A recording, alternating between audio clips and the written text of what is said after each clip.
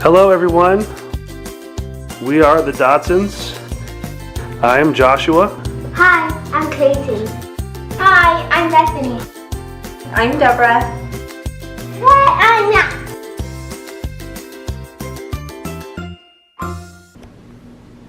Hey guys, welcome back. Today is August 12th 2018. and it's Sunday, so we're here to do another recap. The boo is back. Last week you were gone. I was doing this thing all by myself.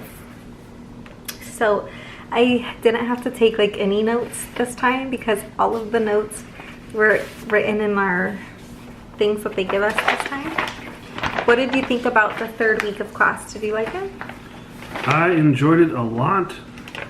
I think we're going to take 2 or 3 really important things away from it. One of them being praying together, how to pray together. Pray with your eyes open. Which I never have ever done. Yeah. Pray with our eyes open together and then have a structure to the prayer as opposed to just like whatever crosses your head. Which can, it's good, but you're like, after you're done praying, you're like, hey, dang, I should have said this. Whereas this way we can structure it better. The second part that I took away. The topic was conflicts and communication. Yes. So the intent behind it is one of the biggest things that I took away from it was to make your home a sanctuary, as opposed to a place where you don't feel safe, or a place where you're always in conflict, a place where you're not. It's not a sanctuary. A sanctuary is a safe haven. And giving your kids a safe haven was what really came home to me, because, if we're fighting all the time, if we're not getting along, if we're arguing, then it's not a safe haven for the kids. It's not welcoming for them. It's not easy, inviting, and safe, as America's Tire would say it. And so that's something that, it's amazing how many things carry over from the business world to real life. It's nuts. So one of the topics was replenishing your relationship with awe. Awe is an acronym for affection, warmth, and encouragement. And then we talked about affection is affection is a basic need of basic human need to love and be loved. It's not just romance, but it's also non-sexual touching, rubbing their back as you walk past them, holding hands, eye contact, winking at each other. Did you wink at me or at the camera? I winked at you, but looked at the camera. My closed eye was looking towards you. Who's on this other side? I'm gonna slap ya. Nancy, is that you?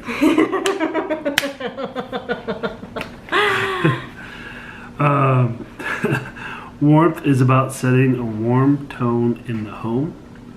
When communication is welcoming, warm and cheerful, the relationship can thrive. When the communication is negative, critical, full of complaints and or nagging, I added the nagging part, the relationship can turn cold. You won't be able to avoid conflict in your marriage, but a commitment to warmth will make the arguments easier to deal with and easier to recover from. Last one is encouragement. Encouragement builds up your significant other, helps make a sense of emotional security. A steady diet of kind, encouraging, and empowering words can create a strong sense of confidence within your significant other. So encouraging each other will build your partner up instead of breaking your partner down and shrinking them. A lot of what we talked about last week, I feel. Yeah, I was there. So after we learn all about the affection, warmth, and it's on the opposite side here, and encouragement, we had a worksheet that we did. So they gave us a few minutes to fill out the worksheet. So the first side of it says what I would like from you, and the second side of it says what I would like to give you.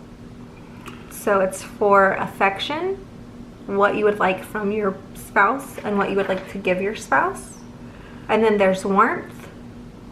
And then there's encouragement. So for affection, Deborah put that she wants to be a priority, prayers before and after, before work and before bed. So at 4 in the morning and at 8 at night. For what she would like to give me, she didn't put anything down. For me, for affection, I would like back scratching before bed. Which I think you get a lot. Whenever you sleep with me, I mean, there's a lot of nights that you don't want to sleep with me, but. Well, I sleep in the same bed, just I start off later than you. And the affection I wanted to give you was butt rubs, which I figured was a acceptable decision I there. didn't think I was a fan of affection until I seen that your paper said butt rubs, and I was like, oh, I guess I am a very big fan of butt rubs, so I will take it. Warmth. She asked for me to see where she's coming from, and then what she would like to give to me was to not complain about my shortcomings. And for warmth, I asked for her not to complain about my shortcomings, and for what I wanted to give to her, I wanted to encourage her and show her more appreciation. And that's also the encouragement, but I didn't care. For encouragement, she didn't leave me anything, what she would like from me. I think I repeated what I did for warmth, was basically encourage her more and show appreciation for what she does. And notice when she, makes the house spotless or whatever. And then for her encouragement, she would like to not shrink me. But what that means is know that my ideas are good and to encourage me and build me up. And that's exactly what I wrote too. I said, let her know, she needs to know my ideas are good sometimes. And she wrote, no, your ideas are good. So, I think we are on the same page on this. Very much on the same page, so we can make a change. Would you agree? Yeah. Okay. So, next page was different types of conflict. There was I think this is going to be really helpful. positive conflict dance and negative conflict dance. It's on this side. No, babe, it's on this side. It's on both sides. Yeah. So, the conflict, one negative. Okay. Now So- you're going to be in order. Negative conflict dance. Name your conflict. What triggered the conflict? How did you feel at this point? What actions did you take? What could you have done better? And the way negative conflict dance goes, There's is tension, there's tension, blaming, control, misunderstanding. eye language. What actions? Which way did we go? You use this to diagnose your negative conflict, and then what the result is you disconnect. You guys have an emotional withdrawal from each other. You start pouting. One person starts feeling superior because they're looking down on the choices the other person made. That's usually me. Detached, bitterness, resentment, contempt, loneliness, resolved issues, fighting, deadness. That's me. So, I'll lose the fight, and so I'll let her win, but then I will pull back, and I will detach from her. I'll stop talking to her. I'll stop being kind to her, romancing her. That's definitely me. I'll just detach. And I think you do that sometimes too, a little bit. Kind of similar, actually. But result is deeper tension and regret. And until we talk about it and we solve it, it carries on to the next fight. Yeah. So, the positive conflict dance. You have the tension still, friction, problem. So they want you to use the same conflict. They want you to deal with it in the bad way, and then they want you to use the same exact conflict and deal with it in the good way and see what your outcome was.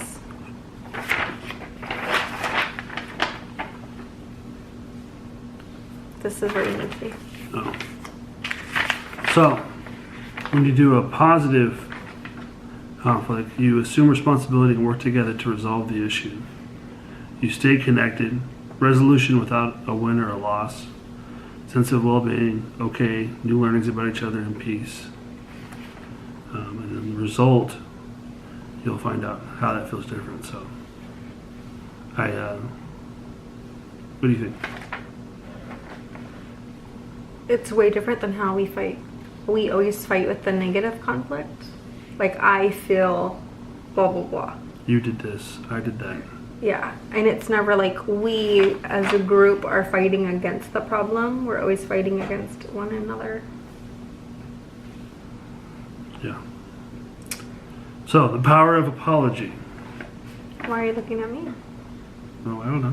You winked at the camera, and when now it's time to apologize, it's like all eyes on me. It's so much easier to deal with conflict when you offer a sincere, heartfelt apology. 3 types of apologies are not only powerful, but also offer a breakthrough towards deeper intimacy. I didn't know there was 3 types of apology. My whole life, I'm like a mazillion years old, and I've thought there were 0 ways to apologize. Unless you're just like, oh, sorry, boo. Like if you step on someone's foot or something. That's the most of an apology I've done. Pretty much. I've apologized to you maybe like 3 times. And I know this because you would be like, apologizing for you is a big deal. I know that you feel very bad. I think it might be more than 3, but it's not enough to fill a hand. I think it was like 3. So there's the apology of regret. So like you just regret what you did, so you have to apologize for it so you can feel better. You say, I spoke in anger, and not only did I not mean the hurtful things that I said, but I am deeply sorry for saying them. Please forgive me. This is just an example. Just tell them the kinds of... Oh, responsibility, taking full responsibility for the action, word, or tone. Like, I blew it, I screwed up, I'm sorry. It's totally my fault. Remedy, well, you can't always undo the past. You can often repair the wrong. You know, like I was wrong, I see how I hurt you. I need to make it right and will do so by this date. Please forgive me. That's the money maker. Because you can apologize with regret or you can apologize with responsibility. But if you're not gonna make it change, then I don't want your apology. That's why I don't believe in apologies right there. Because they just say they're sorry so they can feel better, but nothing ever changes. I don't know. In my head, it's stupid.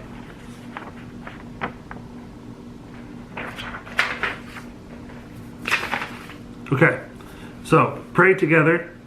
This is the structure for prayer together. So first you would, take turns thanking God. So they for want, each other. This is what we were telling you that they want you to do with your eyes open, looking the other one eye to eye. So we'll show you. They said the first one's going to be weird, so it's probably going to be weird. And we're Especially on camera. on camera. Okay. Yeah, it's going to be really weird. They want you to go first because you're the dude. Thank you, Lord, for Deborah. Thank you for her ability to make me laugh, for her kind heart, and for her dedication to building a wonderful home. So that was the example. I don't have to do mine. Your turn. I really have to do it? Yes. On camera? On camera. Oh my god, I didn't. Now when you say we never pray together, I have proof.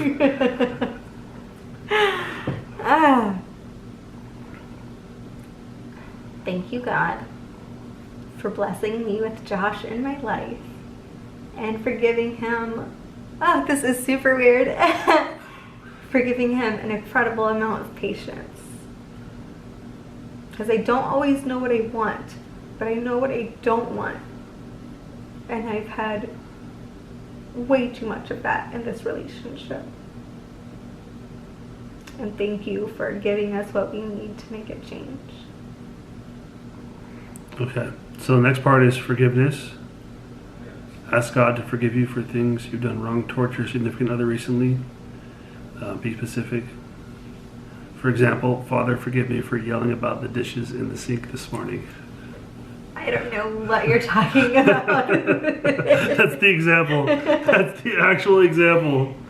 Before we went to this class, there was some, actually the last 2 days, there's been some things we've had to go through. Dishes in the sink? Huh? Oh, okay. All right, let's finish your prayer. Hold on. Okay. So when we go to this class today,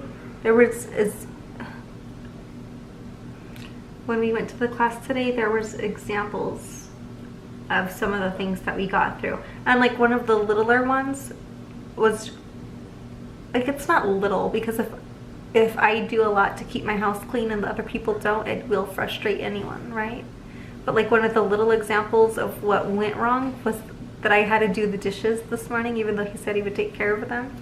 So we get to church tonight, and the example is not putting the dishes in the sink, and he looks at me, hits my foot, hits my arm, I'm trying to pretend I don't see him, even though I'm sitting right next to him, and he's hitting me harder and harder, look at this, putting his hand all over it and stuff like that. It was insane. You're absolutely ridiculous. But yeah, that was one of the things. Think about what you're going to ask for forgiveness for, and I'll go. So we already did an example. I think this is okay. So they want you to look in each other's eyes. We're doing the prayer though. We're doing it for real. We're supposed to be I don't want to pray in front of people in front of a video. That's a private thing. Okay. Okay. So you're supposed to do the same steps. I'm way out of the thing. You're supposed to do the same exact steps for forgiveness and for blessings. And so ask God to bless your significant other. For example, please continue to pour into Deborah. Help her keep being a blessing to the women around her as you minister to them. Or, please bless Deborah at work. Please watch over her and make everything that she works on turn to success. And turn to gold. Success, because batteries are gold. It's a bad idea. It's play and explode. And then face each other and look into each other's eyes while praying to God. Men, you go first. Blah, blah, blah, blah, blah, all the way down to the end. And the scripture that's behind this is Matthew 21:13. And he said to them, it is written, my house will be called a house of prayer. So this is how you can make your relationship a house of prayer. Was that bothering you? No, but pulling my eyelashes out did bother me. Yeah, my turn. I have mascara on, so be careful. All right, well, that's the recap. I thought you were going to touch my face. So this class was good. I think last week's class was a little bit better. But it was short, it was sweet, it was to the point. You were there. It was quicker. It was good. More understandable than the first one, which was strongholds and... Yeah, the first class really lost me. Yeah. Soul ties. Soul ties and strongholds. That one, a little deep for me. This is more like what you can do rather than theoretical. Yeah. So, If you give me something I can do it. Just, I understand the whole right way to do conflict. I don't understand how you translate that into real life. But I do understand how you can translate praying together into real life into making a real connection through prayer. I can see that. This is a good outline. You and me are opposite. When I pray, I feel different in my whole day. And I guess that's the way that when you have sex and you're really happy the next day and nothing can get you down, your boss can fire you, do whatever, and you're I got laid really good this night, I don't care. That's how I would consider prayer. Things that would normally upset me and get to me or whatever are way less, I don't know.